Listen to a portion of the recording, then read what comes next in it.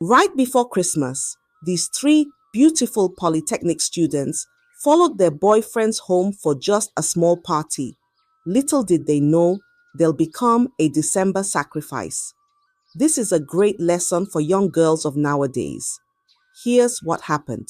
It was a quiet morning as usual. Mama Toba woke early, her heart heavy like a stone in a river. She knelt on her mat and began to pray. Her voice rose like the morning cock's crow, calling her children to join her. Toba, Tayo, come and pray. Toba, her beautiful daughter, who was in her final year in the polytechnic, knelt by her side. After the prayers, Mama Toba turned to her. Her voice was sharp and firm, like a mother hen protecting her chicks. Toba, listen to me. Don't follow anybody out today, no matter what, she said, her eyes as wide as the morning sky. But Mama, I don't... Toba began to speak, but Mama Toba cut her off. Don't argue with me, you hear me? Don't follow anybody out today. If they like, let them beg you or promise you heaven and earth. Say no.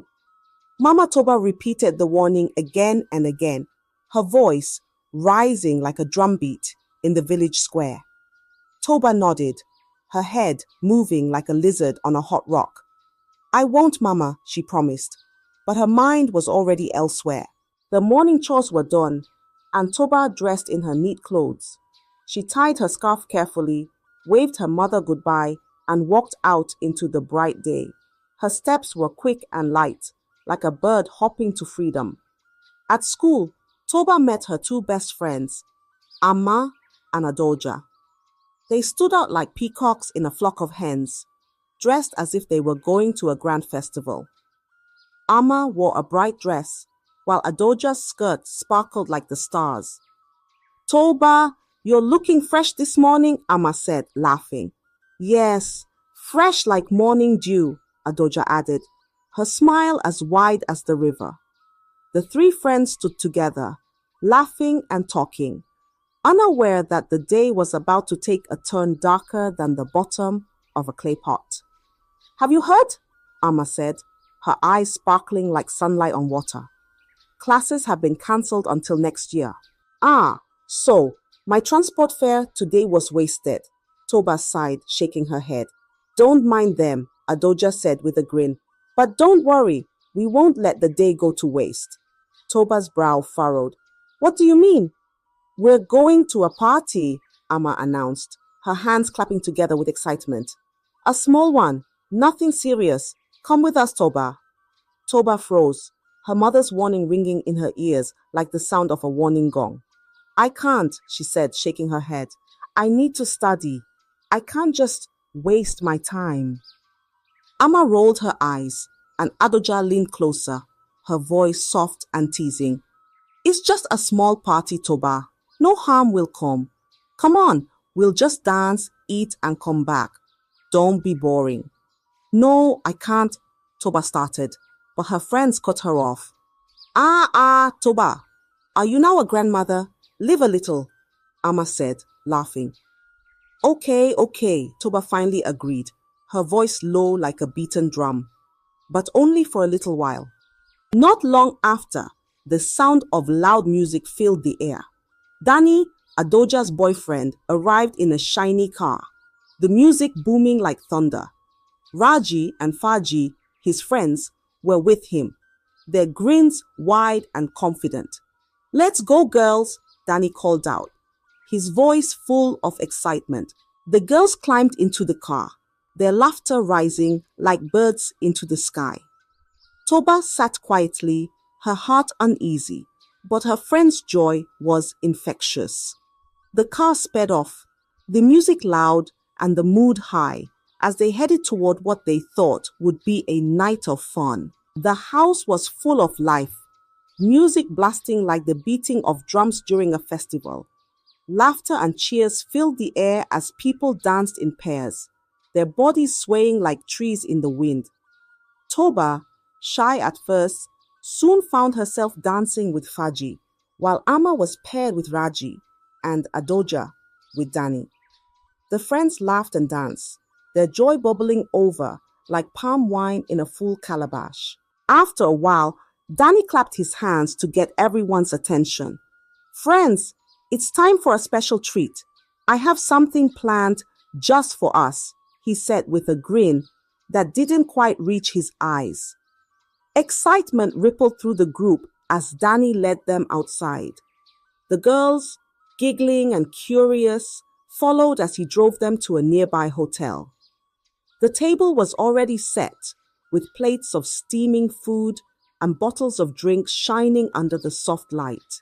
Eat, my queens, Danny said with a flourish, pulling out chairs for the girls. The girls ate and drank, their laughter echoing through the room like the melody of a happy song. Meanwhile, far away, Mama Toba sat in her market stall, her heart heavy like a sack of stones. Toba should have been back by now. She tried to call her, but the phone rang and rang with no answer. Why won't she pick up? Mama Toba muttered, her palms sweaty as she dialed again. Her spirit was restless, like the wind before a storm. Back at the hotel, Toba's phone buzzed on the table, unnoticed in the noise and excitement.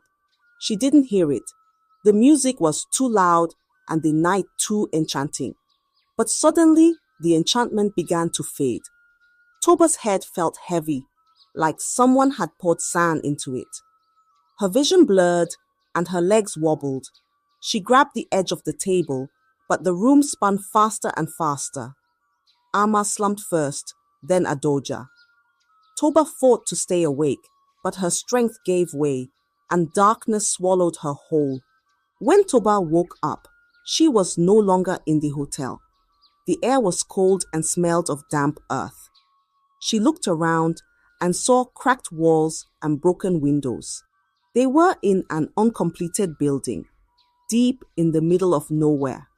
Her hands and legs were tied with thick ropes. She turned her head and saw Amma and Adoya beside her, also tied and unconscious. Fear gripped her heart like the claws of a wild beast. Where are we? She whispered, her voice trembling like leaves in the Hamatan breeze. Wake up, Toba whispered urgently, nudging them with her elbow. Her voice trembled like dry leaves in the Hamatan wind. The girls stirred slowly, their eyes wide with fear as they took in their surroundings. In front of them stood Dani, Raji, and Faji, their cheerful faces replaced with cold, emotionless stares. Behind them, an old man emerged from the shadows. His presence filled the room like smoke, choking and oppressive. He held knives of different shapes and sizes, their blades gleaming in the dim light. Beside him was a calabash, empty but waiting. Do not shout, Danny warned, his voice low and dangerous. Toba and her friends began to cry, their tears falling like rain as they begged for mercy. But their captors didn't flinch. The old man's eyes burned like fire as he stepped closer, the air thick with the promise of evil. The room was silent except for the dripping sound of water from the ceiling. The old man stood tall, his eyes sharp like the blade of a hunter's machete. His voice, deep and strange, echoed in the darkness. Pick a knife, he commanded, holding out the gleaming weapons. Anyone who refuses will be flogged until their skin peels like yam. Toba and her friends cried harder, their sobs filling the empty space. Please, we didn't do anything wrong, Amma begged, her voice trembling like a frightened bird. Silence! The old man barked, his voice like thunder. He motioned to Danny and his friends, who stepped forward with ropes in hand. The girls screamed and struggled, but the ropes held them tightly. The old man brought out a small black bottle filled with a dark, foul-smelling liquid. He poured it into a wooden cup and held it to Adoja's lips. Drink, he said, his voice calm but cold. Adoya shook her head, her lips trembling. No, please, she begged. But Danny grabbed her head, forcing the liquid into her mouth. She swallowed, her body shaking as tears streamed down her face. Moments later, Adoya's body stiffened, her eyes wide with fear. She fell to the ground, lifeless. The old man stepped forward, raising a sharp knife. With one swift motion, he cut off her head. Blood poured into the calabash like a river. Andani and his friends chanted strange words, their voices blending with the old man's. Toba screamed, her cries piercing the air like a broken flute. "No! No!" she shouted, her body twisting in the ropes. "Next!" the old man said, turning his eyes to Toba. They forced the wooden cup to her lips, but Toba fought with all her strength. The bitter liquid burned her throat, but as it reached her stomach, she vomited it out. Again and again, they made her drink, and each time she retched, her body rejecting the poison. "She is strong," the old man muttered, his brows furrowing. He turned to Amma, who was too weak to fight. She drank the potion with trembling hands, her body collapsing moments later. The old man wasted no time, raising his knife and cutting off her head. Blood filled the calabash once more, the red liquid reflecting the flickering light of a candle. Toba's heart shattered like a broken pot. Her tears fell endlessly as she watched her friends die before her eyes. "Why did I come here?" she whispered to herself, her voice choked with regret. "Force her again!" the old man commanded. Danny and Faji held Toba down, pouring more of the liquid into her mouth. But no matter how much they gave her, she vomited it all out, her body refusing to give in. The old man finally stepped back, his face hard like a rock. "She cannot be killed," he declared, his voice heavy with anger. "She will be made useless instead. Let her live as a shell of herself." Toba's body was weak from the beating, her tears mixing with the dirt on her face. She sat in the darkness, her soul crushed, as the old man prepared for the next stage of his ritual. The market was bustling with life, but Mama Toba couldn't shake the unease in her chest. Her hands trembled as she arranged yams on her wooden table. She wiped the sweat from her forehead and picked up her phone again. "Toba, pick up," she whispered, dialing her daughter's number for the 10th time. The phone didn't ring. It was switched off. Mama Toba's heart raced, beating like a drum in her chest. Her mind swirled with thoughts darker than a stormy night. "God, please protect my child," she prayed under her breath, her lips moving quickly. She looked around, but the market's noise drowned her thoughts. Far away, Danny and his friends followed the old man's final instructions.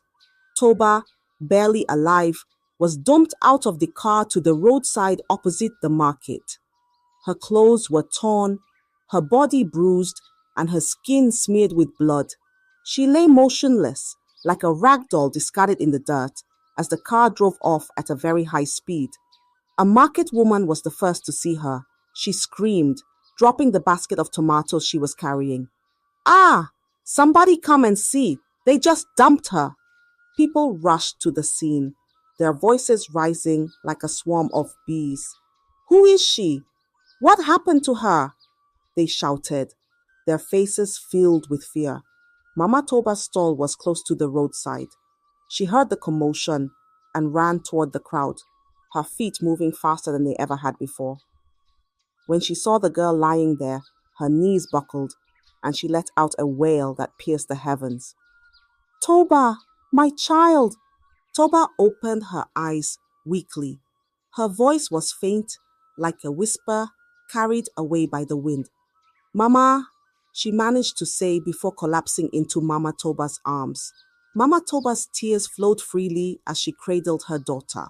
Her once bright Toba was now a shadow of herself, her body battered and her spirit broken.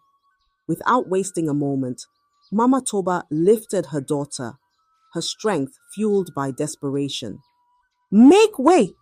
"Make way!" she shouted, pushing through the crowd. She carried Toba straight to the prophet's house, her mind racing with prayers. "God, don't let my child die.